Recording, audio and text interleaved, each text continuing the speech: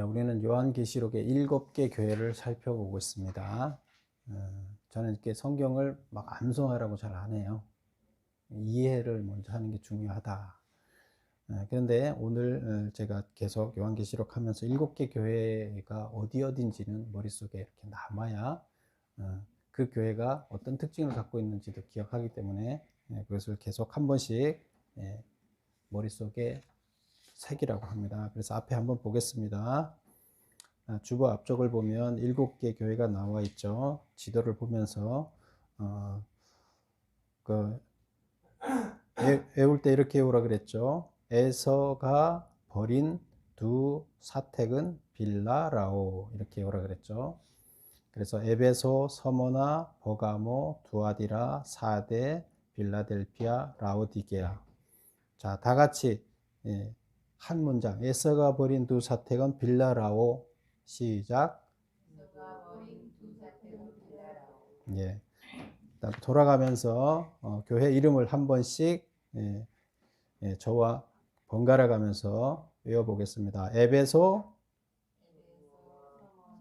버가모, 사데, 라오디게아. 그리고 그 주보 아래 보면 교회 7개 교회들이 이제 특징이 있었어요. 그래서 7개 교회의 가운데 우리가 4개 교회를 지금 살펴봤죠. 그럼 4개 교회만 우리가 복습을 해 보겠습니다. 경제 중심지는 어디였어요? 에베소가 경제 중심지였죠. 신도시는 어디예요? 신도시는 서머나. 행정 수도는 어디? 버가모. 산업 중심지? 그렇게 봤습니다. 그래서 이 특징을 가지고 이제 나머지를 연관을 시켜 나갔었죠. 그래서 경제 중심지가 에베소 교회였고, 이제 신도시가 서머나였는데, 경제 중심지와 행정 수도가 이렇게 틀렸죠. 그래서 행정 수도 버가모였는데, 우리가 버가모 교회는 어떤 거였어요?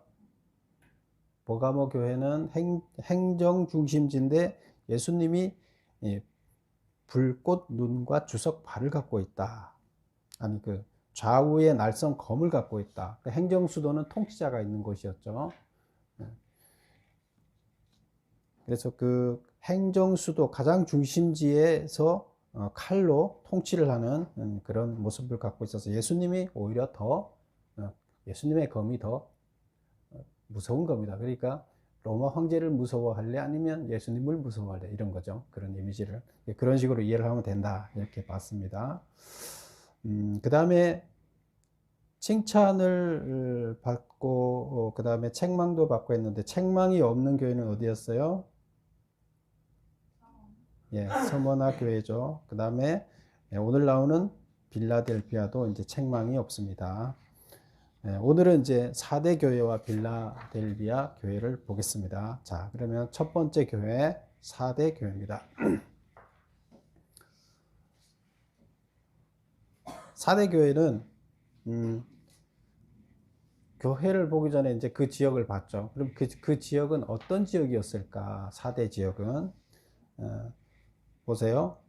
광물이 다량으로 채취되는 광산 도시였어요. 그리고 바사왕, 바사가 어디예요? 다른 말로는 페르시아죠. 페르시아. 그래서 그거를 줄여서 바사라 그러는데 페르시아 왕 고레스가 거기를 점령한 후에 거기에다 퇴폐 문화를 정착을 시켰어요.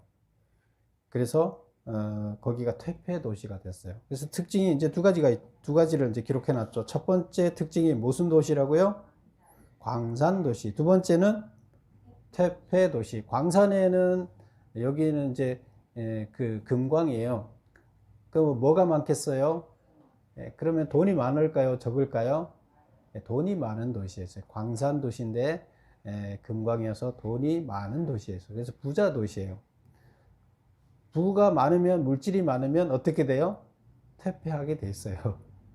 그래서 광산 도시, 물질이 많은 도시, 부와 퇴폐의 도시예요. 부와 퇴폐의 도시. 그래서 여기는 이제 그 지형적으로 보면 이 4대 그 사금이 뭐 특별히 광산에서도 나오는 그런 사금이 그 강을 따라서 많이 나왔다고 그래요. 그래서 그 사금을 누구나가 그거를 캐서 누구나가 부자가 되는, 그래서 그냥 특별한 그 광산 물주만 부자가 된 것이 아니라 일반인들도 내과에 가서 사금을 주워서 팔아서 부자가 됐다, 이렇게 해서 다 같이 잘 사는 그런 부유한 데가 됐어요. 그러다 보니까 이제 물질이 많으니까 이제 잘 사는 거였는데, 페르시아 그 왕이, 바사의 왕 고레스가 여기를 점령하고 보니까 여기를, 자기 말을 잘 안 들어요. 그렇겠죠. 뭐 돈도 많고 그러니까 잘 안 먹혀요, 자기 통치가. 그래서 여기다가 퇴폐 문화를 심기 시작했어요. 퇴폐 문화라는 건 뭘까요? 뭐 매춘이라든가 이런 행위, 그 다음에 도박, 이런 것, 퇴폐 문화를 거기다가 이제 심은 거예요. 거기에 문화를 양성을 한 거예요. 그렇게 되면 어떻게 되겠어요? 사람들이 거기에 그냥 빠져드는 거예요. 그러다 보니까 어떤 정신적인 세계보다 쾌락의 세계로 가게 되면서 이 도시가 어떤 진리에 대한 가치, 올바른 걸 찾아가는 삶의 가치가 버려지고 물질을 쫓아가면서 쾌락을 쫓아가는 도시로 바뀌어 버렸어요. 분위기가 그렇게 바뀌어 버렸어요. 그래서 그전에는 여기가 부유하지만 아주 탄탄한 의식이 있는 도시였는데, 퇴폐 문화가 심어지면서 완전히 의식이 사라지고 그냥 버려지는, 그런, 정신적으로 봤을 때는 정말로 버려지는 쓰레기 같은 도시로 바뀌어 버린 거예요. 누구 작전이에요? 고레스 작전이에요. 고레스 성공한 거죠. 그래서 이 지금 로마가 지금 통치하고 있는, 여기 지금 요한계시록을 쓰고 있는 이 당시에 여기는 어떤 도시다? 퇴폐 도시가 돼 있었다. 그겁니다. 돈도 많고 퇴폐 도시가 돼 있었다. 그래서 여기는 어떤 이제 특징이 이제 나타나겠어요? 퇴폐에 대한 특징이 나타나게 됩니다. 두 번째 보겠습니다. 그러면 하나님의 7영과 7뼈를 가지신 예수님의 모습으로 이제 예수님이 등장을 합니다.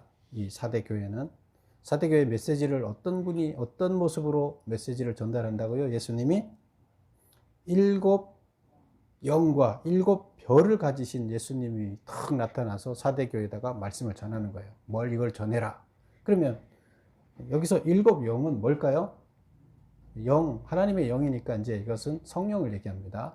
성령과 7별은 우리가 앞서서 봤었죠. 7별은 뭐였어요? 7촛대는 교회고 7별은 지도자들이었죠. 목회자들이었죠. 그래서 여기에서 성령, 하나님의 영, 7영, 성령과 그 다음에 목회자들을 가지신 예수님, 소유하고 있는 예수님이 그 휘하에 거느리고 있는 예수님 모습으로 등장을 했다. 이렇습니다. 그러면 이걸 뭐 나타내느냐 읽어보겠습니다.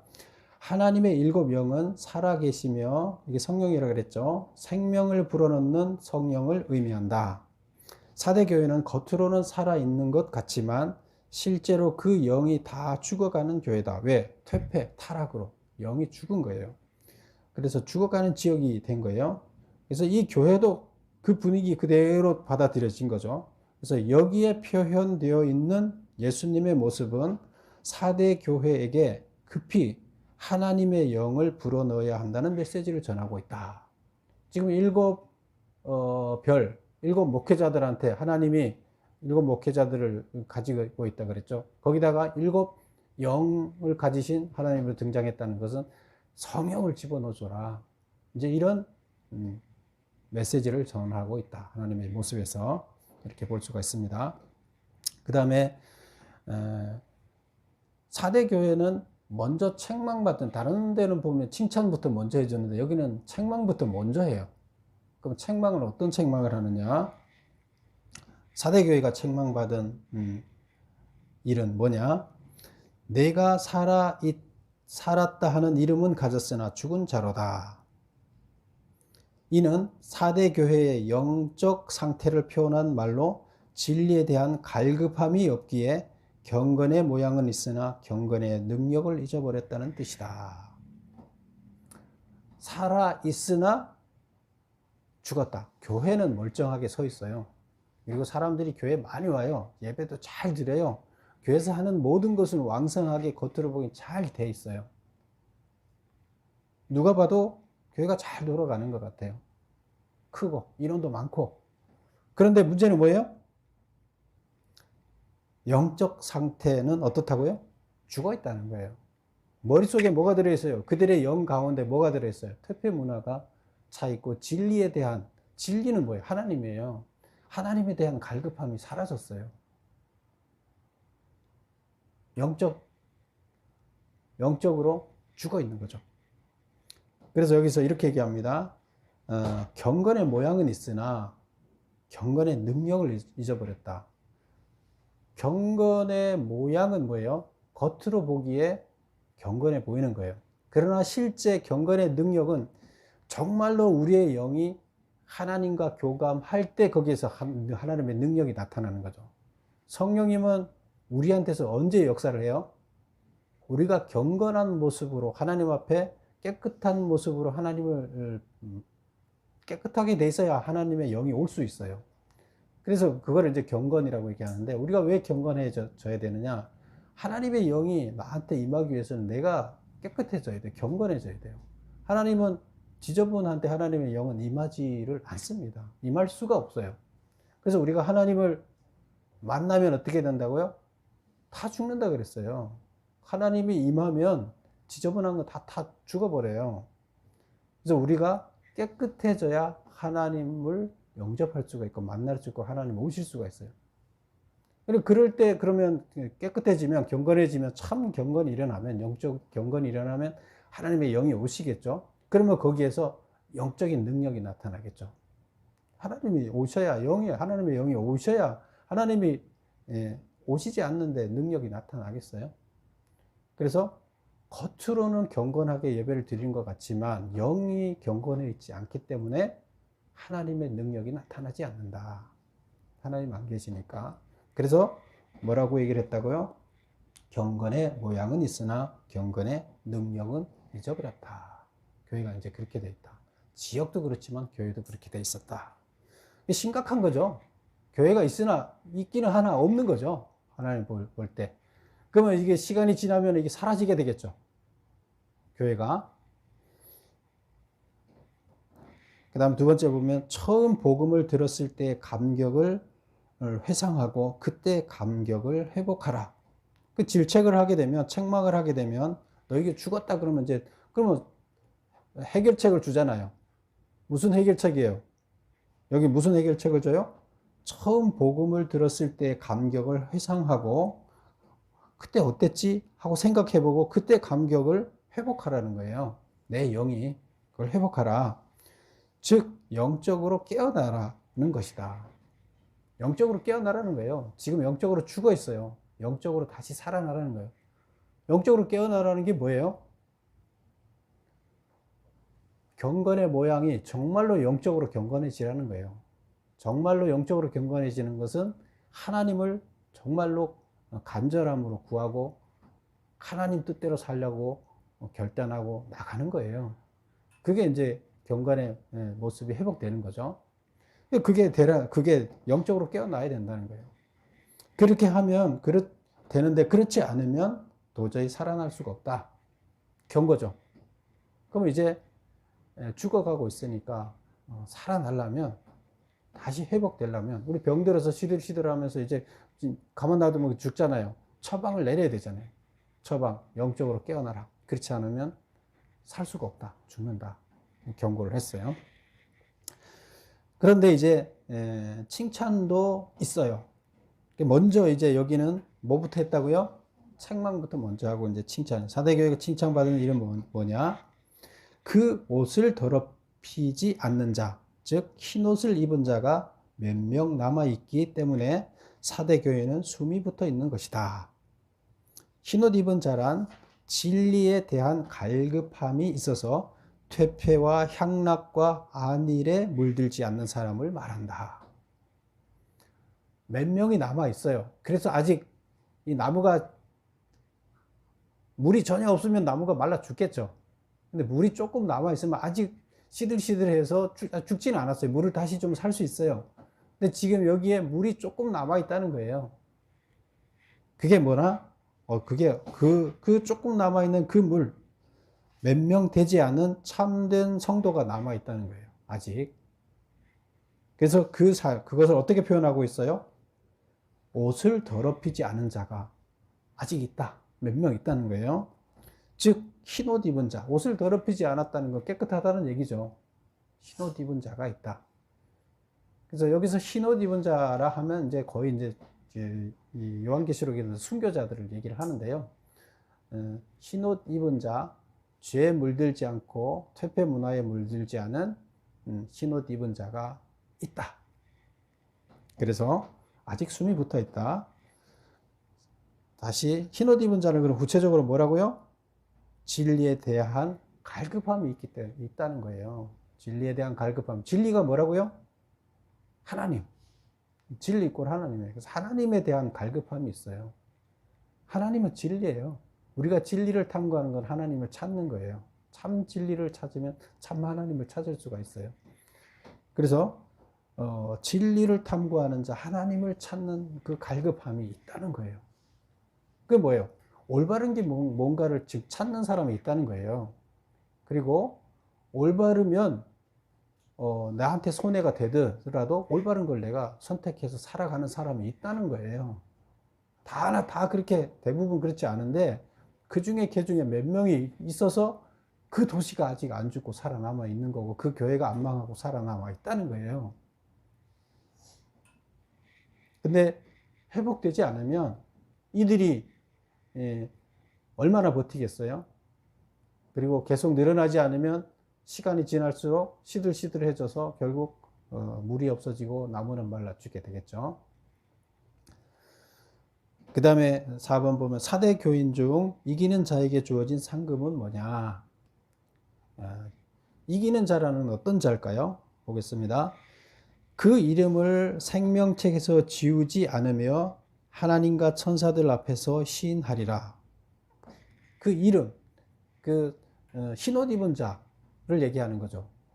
흰옷 입은 자, 퇴폐 문화에 물들지 않고 진리를 추구하며 그 진리를 따라 그 삶을 살아가는 자, 곧 자기 삶 속에서 경제적인 손해를 보더라도 옳은 것을 찾아서 올바로 살아가는 자, 하나님을 쫓는 자, 그들의 이름을 생명책에서 지우지 않겠다. 일단 우리가 생명책에 이름이 올라가는 것은 하나님을 믿고 처음에 하나님 앞에 나오면 하나님이 기뻐서 생명책에 이제 올리죠. 그런데 계속 올려 있으면 좋겠죠. 죽을 때까지. 그러면 뭐 구원 받는 거잖아요. 근데 중간에 가다가 생명책에서 지워지는 거예요. 지금 4대 교회의 사람들은 처음에 교회 나올 때는 생명책에 다 올라갔는데 다 지워졌다는 얘기예요. 지워지지 않은 자는 몇 명밖에 없다는 거예요. 그래서 여기 보면 그 이름을 생명책에서 내가 지우지 않겠다. 그 다음에 하나님과 천사들 앞에서 시인하겠다. 예수님은 중보자로서 하나님의 아들로서 우리 인간들 하나님 앞에 가서 이 자는 구원받을 자입니다 하고 이게 이제 하나님 앞에 고하는 역할을 누가 해요? 예수님이 하는데 여기서 어떻게 하겠다는 거예요? 하나님 앞에 가서 그 이름 딱 올려놓고 이 자는 구원받을 자입니다. 하나님 앞에 천사도 같이 있잖아요. 거기서 그것을 예수님께서 하시겠다는 거예요. 생명책을 기록해 결국 구원받게 하겠다. 스스로 구원받는다. 너희가 그렇게 살면 이제 이 얘기나 마찬가지인 거죠. 이기는 자란 그 옷을 더럽히지 아니한 자, 즉 흰옷을 입은 자다. 그렇게 얘기를 하고 있습니다. 그래서 4대 교회를 보면 4대 교회에서 말하고자 하는 건 뭐예요? 세상의 퇴폐 문화, 타락 문화 이걸 쫓아가면서 진리를 쫓지 않는 거예요. 자기 욕망을 쫓아서 결국 마귀들이 원하는 대로 가는 거예요. 마귀들은 하나님의 그 진리를 쫓는, 하나님을 찾아가는 그것을 못하게끔 자꾸 막아요. 가장 좋은 방법이 물질이나 쾌락을 통해서 그걸 막는 거예요. 사람들의 욕망이 뭐랑 똑같다고요? 우리들의 기본적인 욕망은 마귀의 생각과 똑같아요. 하나님 쫓아가고 옳은 것 쫓아가다 보면 힘들어요. 그런데 그거 안 쫓아가고 뭐 돈도 많이 주고 쾌락도 주고 좋잖아요. 육체가 바라는 거는 마귀가 바라는 거랑 똑같은 거예요. 여기서 지금 이 4대 교회의 모습은 타락한 교회들의 모습이에요. 그래서 오늘날 우리도 마찬가지예요. 우리가 하나님을 쫓고 진리를 쫓고 그것을 찾아서 내 욕망을 포기하면서 가는 거예요. 이게 곧 순교자잖아요. 그래서 그런 자는 흰 옷을 입은 자예요. 그런 자를 원하는데 그런 자가 지금 몇 명밖에 없다. 그래서 그들을 살리지 않으면 다 더 죽어가는 다른 사람들을 흰 옷을 입혀서 깨끗하게 만들지 않으면 다 죽는다. 이런 얘기가 되겠습니다. 자, 그러면 두 번째는 이제 빌라델피아 교회가 되겠습니다. 빌라델피아 교회는 어떤 도시인가? 1번 볼까요? 빌라델피아는 교통의 요지여서 주변 도시로 가기 위해서는 반드시 통과해야 하는 관문 도시였다. 교통의 요지, 사통팔달 뭐 이런 얘기를 쓰잖아요. 그래서 어쨌건 여기가 교통의 요지고, 헬라 문화를 이제 그 로마가 지배를 할 때는 자기 문화를 그 자기 지배하는 나라들에다가 전파를 해야 되잖아요. 근데 로마가 자기가 그 국가에서 추구하는 문화가 그리스 반도에서 나온 헬라 문화를 자기네 문화로 받아들였어요.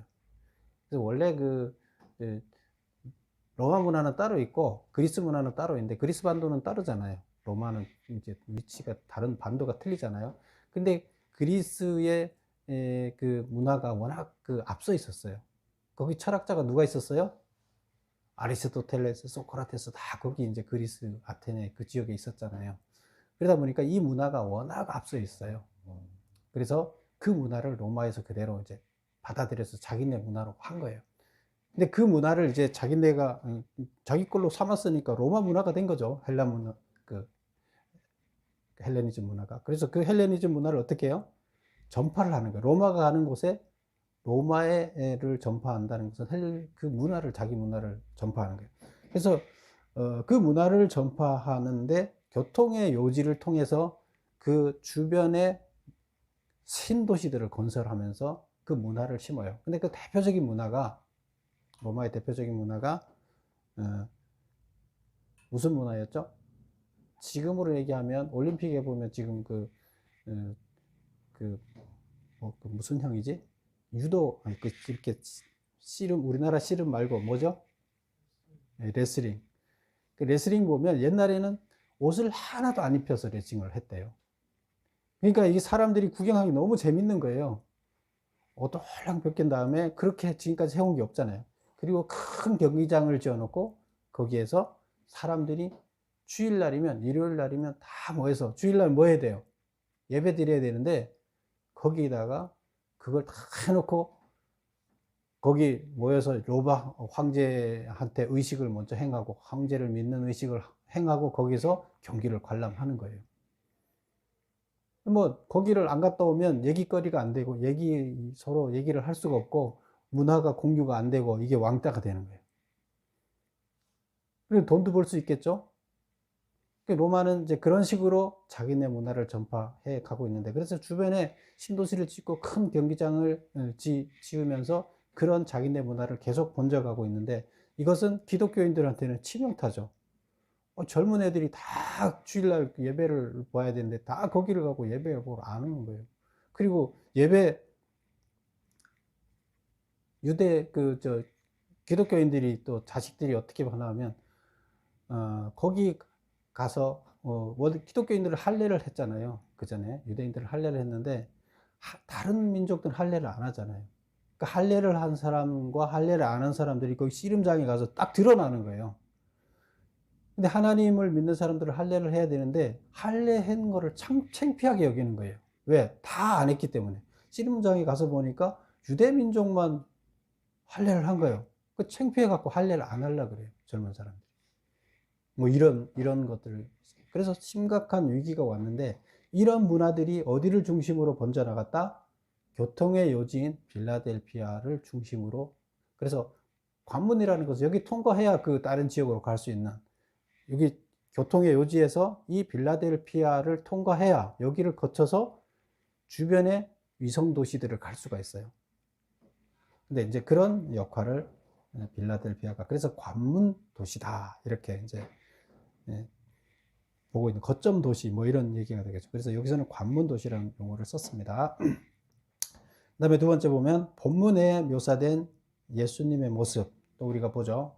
예수님의 모습은 빌라델피아에다가 메시지를 전하는 예수님의 모습은 어떻게 나타났어요?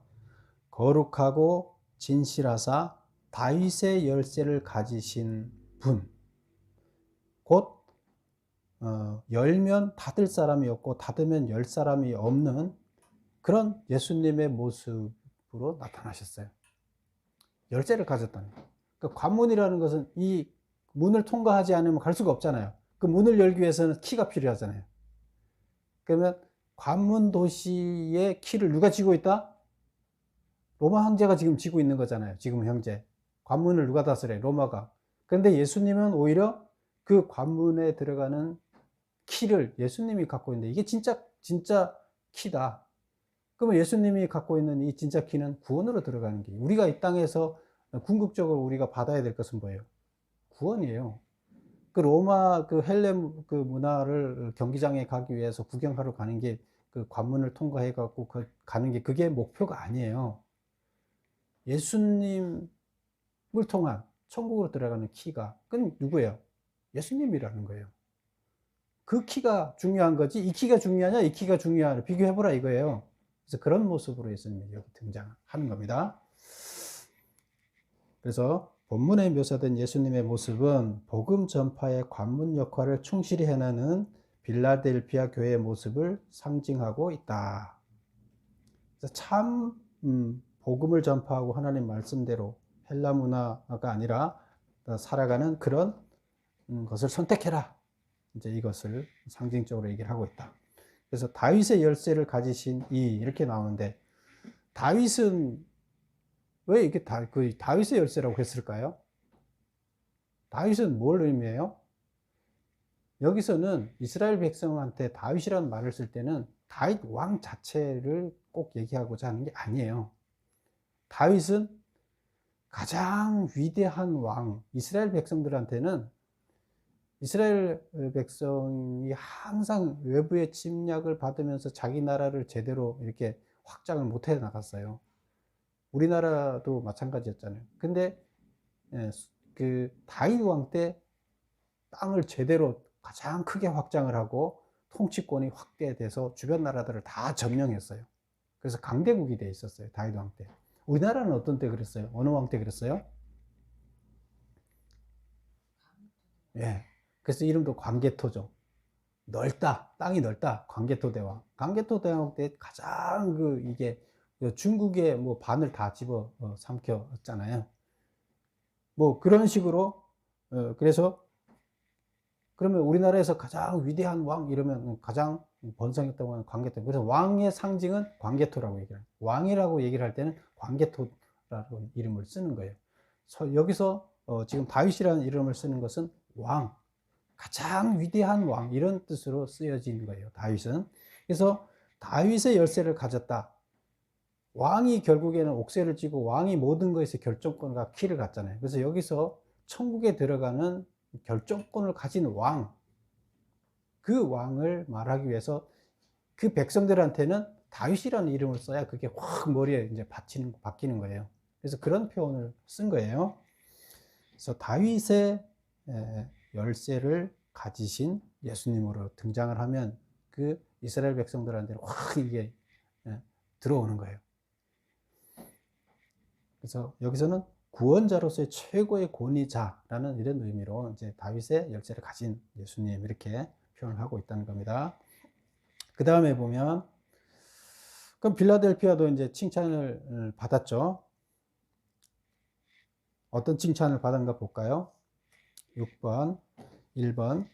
내가 작은 능력을 가지고도 내 말을 지키며 나를 배반하지 않았다. 그래서 능력은 별로 없어요. 다른 사람이, 다른 교회들은 큰 능력을 갖고 있고 막 규모도 크고 막 그렇다 그러면 여기는 작아요. 그 지금 얘기하면 미자리 교회, 조만한 이렇게 교회, 뭐 이런 식으로 이제 비교를 하겠죠. 내가 작은 능력을 가지고도 내 말을 지키며 나를 배반하지 않았다. 큰 교회보다 훨씬 잘했다는 거예요.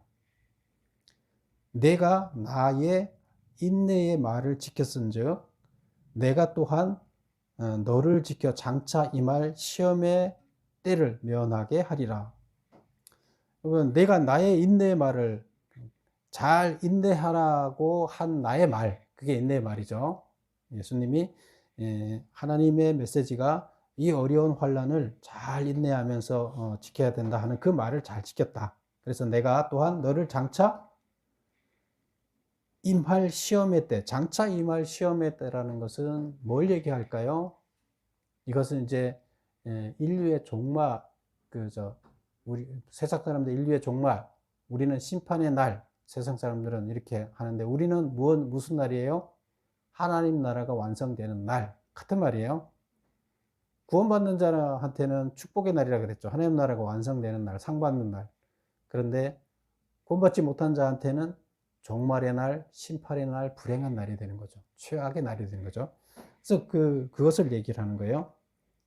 그래서 장차의 시험의 날을 면하게 아니라. 그러니까 그날 세상 사람들이 받아서 심판을 받는 것을 이제 면하게 하겠다. 이제 이런 얘기가 되는 거예요. 그 다음에 보세요. 작은 능력. 그래서 작은 능력이라는 것은 뭘 얘기하느냐? 교인의 숫자가 많지 않고 교인 중에 지위와 재력을 가진 자도 별로 없고 영향력이 없는 그런 미흡한 교회였다. 그래서 아주 보면 굉장히 열악한 작은 교회였다. 이제 힘도 없고 돈도 없고 규모도 없고 그런데 그래도 불구하고 내 말을 잘 지켰다. 이제 이렇게 얘기를 했다는 거죠. 그 다음에 인내의 말은 또 뭘 표현하냐 하면 현실과 타협하는 혼합신앙을 받아들이지 않고 복음을 지키기 위해 참고 견디라는 가르침. 그래서 인내의 말씀, 내 인내의 말을 하나님의 인내하라는 말씀, 그것은 뭘 인내하라는 거라고요? 현실과 타협하는 혼합신앙을 받아들이지 말고 복음을 지키기 위해서 참고 견뎌라, 인내해라. 그래서 그게 바로 인내의 말씀이에요. 근데 그걸 잘 지켰어요. 그래서 장차 임할 시험을 면하게 하겠다. 근데 장차 임할 시험은 그리스도가 재림하기 직전에 이 세상에 임할 극심한 고통의 때로서 여호와의 날, 큰 환난의 날을 의미한다. 그래서 세상 사람들은 환난의 날이라고 표현을 하는 거죠. 근데 우리는 어떤 날이 된다고요? 네, 축복의 날이 된다는 거죠. 큰 환난, 이 땅에 하나님의 환난이 임할 때 그때 우리는 어떻게 한다? 그 환난으로부터 면하게 하겠다. 이렇게 누구한테? 빌라델피아 교인들한테 이렇게 얘기를 하는 거예요. 환난을 잘 이긴 자들한테 환난을 면하게 해주겠다. 그래서 빌라델피아 교회가 받은 책망은 뭐예요? 없어요. 너무 잘하고 있다. 8번 보겠습니다. 빌라델피아 교인 중 이기는 자에게 주어진 상금은, 잘하고 있는데 뭘 또 이겨야 돼요? 그러면 보겠습니다. 이기는 자는 하나님 성전이 무너지지 않게 떠받치는 기둥이 되게 하겠다. 성전을 지면 성전에 기둥이 있을 거 아니에요. 근데 성전에 기둥이 되게 하겠다는 거예요, 그 사람을. 근데 그게 뭔 말이냐? 새 예루살렘의 이름, 예수의 이름을 새겨놓겠다.